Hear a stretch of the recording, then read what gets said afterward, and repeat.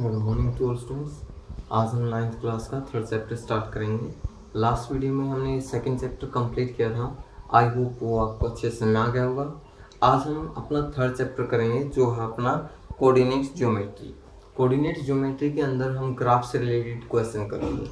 अब जैसे ग्राफ की बात करते हैं, देखिए अपना एक ग्राफ पेपर होता है जिस पर अपनी जो ग्राफ है वो बनाना होता है। अब ग्राफ पेपर के अंदर मान लो ऐसे होता है। अब ये ओरिजिन हो गया जहाँ पे दो एक्सिस एक दूसरे को कट करते हैं, वो अपना ओरिजिन यानी कि केंद्र बिंदु होता है। ये अपना एक्स एक्सिस है तो ये एक्स डैश है, ये अपना वाई है तो ये अपना वाई डैश है। जो अपना एक्स एक्सिस है यानी कि एक्स अक्ष है वो और जो वाई अक्ष है यानी वाई एक्सिस है, ये दोनों तो अपने पॉजिटिव होते हैं यानी कि धनात्मक होते हैं। जो एक्स डैश है और वाई डैश है ये जो दोनों है ये अपनी नेगेटिव यानी कि ऋणात्मक होते हैं। ठीक है, जो एक्स एक्सिस है अपनी एक्स एक्सिस है जो उसका दूसरा नाम है एक्सिसा, EBSCISSA,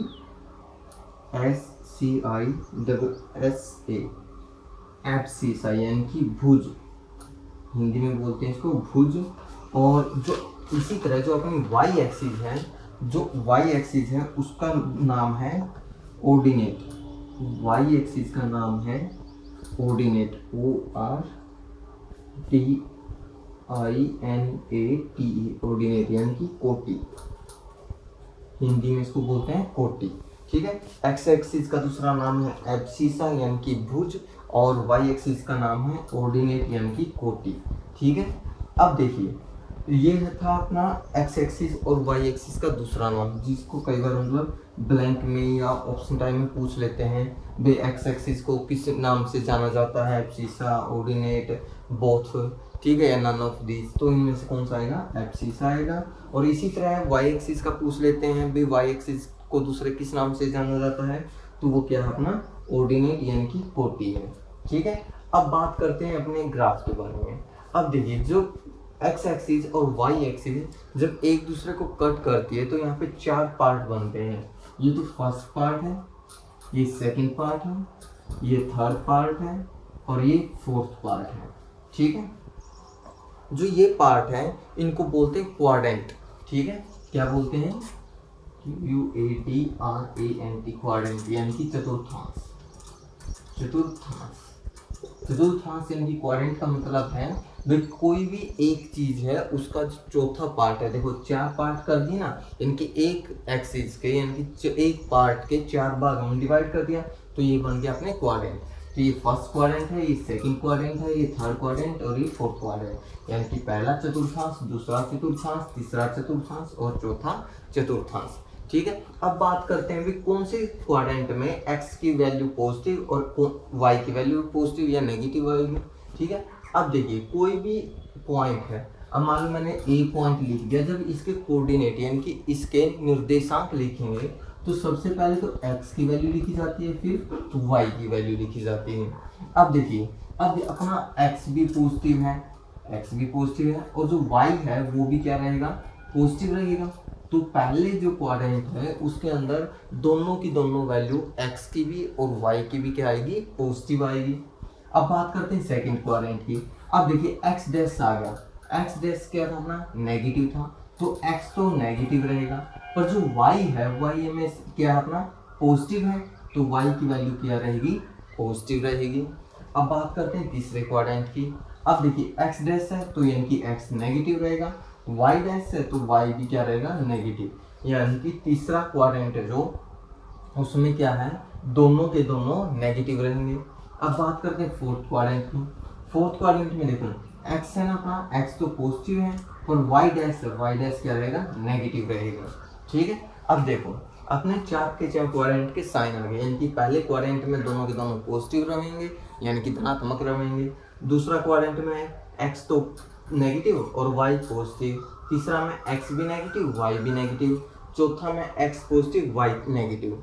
ठीक है, यानी कि पहला और तीसरा में दोनों में साइन सेम रहेंगे, यानी कि पहला में तो पॉजिटिव और तीसरा में क्या रहेंगे? नेगेटिव। दूसरा और चौथा में क्या होगा? एक पॉजिटिव एक नेगेटिव रहेगा और एक नेगेटिव और एक पॉजिटिव रहेगा। तो ये था अपना क्वाड्रेंट के बारे में, ठीक है, यानी कि एक ग्राफ के बारे में जिसके अंदर आपने देखा भाई जो ग्राफ है दो एक्सिस से मिलकर बना हुआ है, एक एक्स एक्सिस होगा है एक वाई एक्सिस होगा है, ठीक है, जहाँ पर दोनों पॉइंट एक दूसरा ने काटेंगे, दोनों एक्सिस एक दूसरा ने काटेंगे, वहाँ पर ओरिजिन यानी कि केंद्र बिंदु ओ होगा, ठीक है। जब आप ओ तय राइट साइड में जाओगे यानी कि आपने सज्जा का नहीं जाओगे तो हमेशा वैल्यू पॉजिटिव रहेगी, जब आप ऊपर की तरफ जाओगे तो भी पॉजिटिव यानी कि धनात्मक रहेगी, जब आप लेफ्ट साइड में आओगे यानी कि खब्बात करने आओगे तो नेगेटिव, और जब आप नीचे की तरफ आओगे तो अपनी नेगेटिव रहेगी, ठीक है।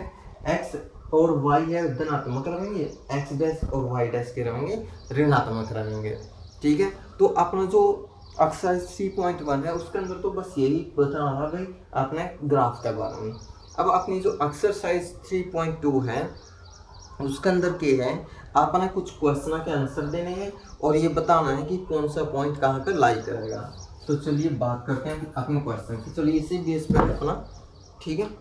फर्स्ट क्वेश्चन है अपना, देखिए फर्स्ट क्वेश्चन 3.2 का, what is the name of the horizontal and vertical lines drawn to determine the positions of any point on the Cartesian plane।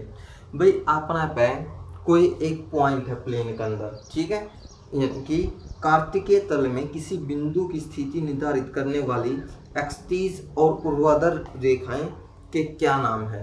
देखो एक्सटीज यानी कि हॉरिजॉन्टल तो ये आ गई और वर्टिकल यानी कि ऊर्ध्वाधर ये आ गया अपनी, ठीक है। तो जो लाइन है जो किसी पॉइंट की पोजीशन डिफाइन करेंगे यानी कि किसी बिंदु की स्थिति के बारे में बताएंगे, तो वो पॉइंट कौन से हैं, एक तो अपना है एक्स एक्सिस, एक तो अपना एक्स एक्सिस और दूसरा कौन सा है वाई एक्सिस, यानी कि एक्स अक्ष और वाई अक्ष, ऐसे दो बिंदु है जो आपने किसी भी पॉइंट की स्थिति के बारे में बताएंगे। मालूम मैंने बोल दिया भाई अपना है यहाँ पर है एक तो 5 और एक 2 है, तो ये पॉइंट है जो ये हिंदी बोलेंगे निर्देशांक यानी कि कोऑर्डिनेट, ठीक है। ये पॉइंट बताओगे भाई कोई चीज कोई ऑब्जेक्ट कहाँ पर रखी है। अब 5 का मतलब है भाई एक्स एक्सिस पर आप 5 यूनिट चले, एक्स एक्सिस पर 5 यूनिट यहाँ पर चले वाले, वाई एक्सिस पर 2 यूनिट चले यहाँ पर चले, तो दोनों ने कट कर करने तो जो पॉइंट है जो चीज़ है वो यहाँ पर रखी है, ठीक है। तो इससे पता लग गया कि जो अपने पॉइंट है वो एक्स एक्सिस पे और वाई एक्सिस पे उस ऑब्जेक्ट की पोजीशन डिफाइन कर रहे हैं। दूसरा है what is the name of each part of the plane formed by the two lines. भाई जो से दो रेखाएं हैं उनके द्वारा बने प्रत्येक भाग का नाम क्या है। अब देखो दो लाइन की, एक तो एक्स एक्सिस वाली और एक वाई एक्सिस वाली, इसने क्या भाग बना दी, 4 बना दिए, 1 2 3 4, तो इन 4 भागों का क्या नाम दे दिया अपने क्वाड्रेंट यानी कि चतुर्थांश, ठीक है, चतुर्थांश। तो अपने क्या नाम दे दिया होता है चतुर्थांश यानी कि क्वाड्रेंट। तो 4 भाग कौन से हैं अपने, पहला क्वाड्रेंट, दूसरा क्वाड्रेंट, तीसरा क्वाड्रेंट और चौथा क्वाड्रेंट, ठीक है। ये 4 भाग हैं जो अपनी दो लाइन मिलकर बना हुए हैं। अगला है write the name of the point where these two lines intersect, यानी कि उस बिंदु का नाम बताना है जहाँ पे दोनों रेखाएं प्रतिच्छेद कर रहे हैं। अब देखो ये तो एक्स एक्सिस वाली लाइन है अपनी और ये है अपनी वाई एक्सिस वाली लाइन, तो ये दोनों किस पॉइंट पर कट कर रहे हैं, यहाँ पर कट कर रहे हैं, तो इस पॉइंट का क्या नाम है ओरिजिन यानी कि केंद्र बिंदु, केंद्र बिंदु, ठीक है। तो इस बिंदु का क्या नाम दे दिया अपने ओरिजिन यानी कि केंद्र बिंदु, इसका नाम दे दिया, ठीक है। तो ये था अपना एक्सरसाइज 3.2 का पहला सम जिसका अंदर आपने कुछ डेफिनेशन बतानी थी अपना इस ग्राफ का बेस पे। अब बात करांगे इसका सेकंड सम की। सेकंड सम में क्या है, आपने तो ग्राफ दे दिया तो उस ग्राफ के अकॉर्डिंग आपने पॉइंट बताने हैं कि कौन सा पॉइंट किस पर लाई कर रहे हैं, ठीक है। तो चलिए देखते हैं अपना सेकंड सम। पहले तो आप एक ग्राफ बनाओगे, ग्राफ के जो अपना ग्राफ है सिर्फ इसने देखता है आंसर देने का अपनी तरफ से अपने कुछ नहीं लगाना, ठीक है। तो ये एक्स एक्सिस होगी, ये एक्स डैश हो गया, ये वाई हो गया और ये वाई डैश और ये ओरिजिन हो गया, ठीक है। 1 2 3 4 5 6, ठीक है। तो ऊपर भी 1 2 3 4 5 6, नीचे 5 तक -1 -2 -3 -4 -5 -6। तो इस साइड भी -1 -2 -3 -4 -5 -6, क्योंकि देखो होता है जब x डैश की तरफ आएंगे तो नेगेटिव चलेंगे, होता है y डैश की तरफ आएंगे नेगेटिव, होता है x की तरफ जाएंगे पॉजिटिव, होता है y की तरफ जाएंगे तो भी पॉजिटिव आएंगे। ठीक है, अब देखिए अपना ए पॉइंट दे दिया 6 और 2, पहले तो ये मिला दिए इस तरह से, ये पॉइंट का नाम दे दिया डी, इस पॉइंट का नाम। ठीक है, फिर 5 और 2 मिला दिया,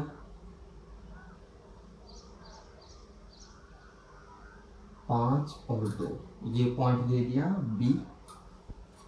ठीक है, फिर 5 पे दे दिया एल पॉइंट। ठीक है, फिर है 5 और -3, 5 और -3, ये पॉइंट दे दिया एच माइन। यहाँ पे इस पॉइंट पे दे दिया नाम एम अपना, एम और 5 मिला दिया, एम और 5 मिला दिया, नाम दे दिया ई। ठीक है, अब -5 और 5 मिला दिया, -5, अब ग्राफ के अंदर अपने स्ट्रेट लाइन बनेगी। ठीक है, ये पॉइंट दे दिया सी, और 2 और -4 मिला दिया, 2 और -4 मिला दिया, वो पॉइंट बन गया अपना जी। ठीक है, तो ये था अपना पॉइंट ग्राफ पे। अब चलिए क्वेश्चन देखा, कोऑर्डिनेट ऑफ बी, यानी कि बी के निर्देशांक बताने हैं। बी के निर्देशांक कैसे लिखेंगे, पहले तो अपना x की वैल्यू देखेंगे और फिर y की वैल्यू। अब बी पॉइंट ढूंढो, ये रहा बी पॉइंट अपना, तो इसके अंदर x एक्सिस पर कितना है, -5 है, तो लिखेंगे कोऑर्डिनेट